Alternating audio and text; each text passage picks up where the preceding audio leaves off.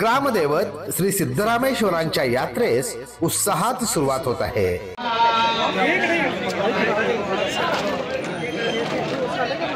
ओम नमो हरसिद्धरामाय नमः, गुरु सिद्धरामाय नमः, अनिमिष योनि सिद्धरामाय नमः, कालरुद्र सिद्धरामाय नमः, पादयोगी सिद्धरामाय नमः, नित्यसत्य सिद्धरामाय नमः, त्रिनेत्रधारी सिद्धरामाय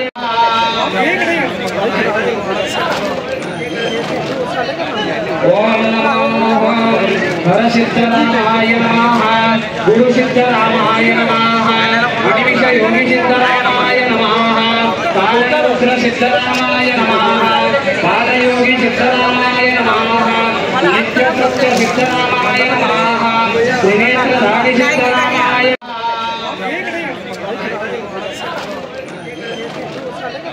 ओम नमो हरसिद्धरामाय नमः, गुरु सिद्धरामाय नमः, अनिमिष योनि सिद्धरामाय नमः, कालरुद्र सिद्धरामाय नमः, पादयोगी सिद्धरामाय नमः, नित्यसत्य सिद्धरामाय नमः, त्रिनेत्रधारी सिद्धरामाय ओम गणपति महावाह्यामि ओम स्वाहा गणपति महावाह्यामि गणपति महावाह्यः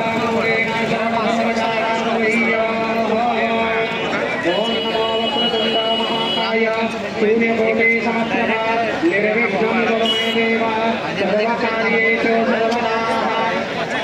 ओम नमो वनस्पते पुष्पेतः गन्धाढ्यधूपोत्तमाः आध्रय्या सर्वदेवानां रूपाय प्रतिगृह्यतां धूपमाग्रापयामि। पंचे विष्णो समाश्रिताः गुणे तत्स्थितो ब्रह्मा मध्ये माध्यो गणाः स्मृताः कुक्षे सुतामरा सर्वे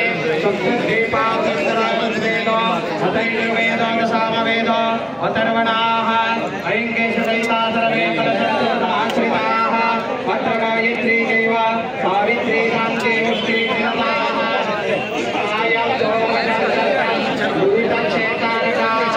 गंगे देवः गोदावरी सरस्वती नर्मदे सिन्धु कावेरी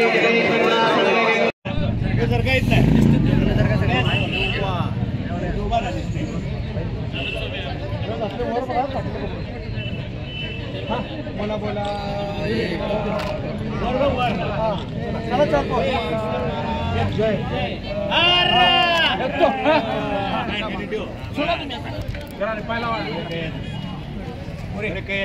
फोटो काढून दे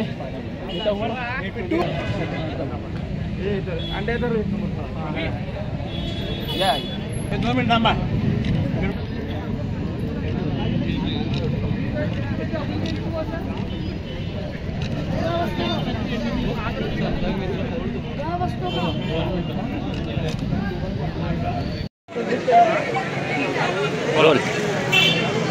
आपल्या सोलापूरचे ग्रामदैवत श्री सिद्धरामेश्वर महाराजांच्या साथी मानाच्या नंदीकोलचे आज या ठिकाणी शिवसेना भवन शिवसेनेच्या वतीनं आज त्याचं पूजन करण्यात आलं।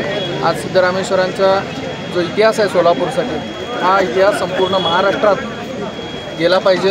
हा इतिहास जो ही परंपरा आहे, ही परंपरा ही संपूर्ण महाराष्ट्रात जावी आणि त्या आपल्या सिद्धरामेश्वर महाराज हे 1200 वर्षापासूनचा इतिहास हा सर्व महाराष्ट्रातल्या नागरिकांना कळण्यासाठी मी सन्माननीय मुख्यमंत्री एकनाथजी शिंदेसाहेब यांना देखील अक्षदाच्या सोहळ्यासाठी मी निमंत्रित करतोय।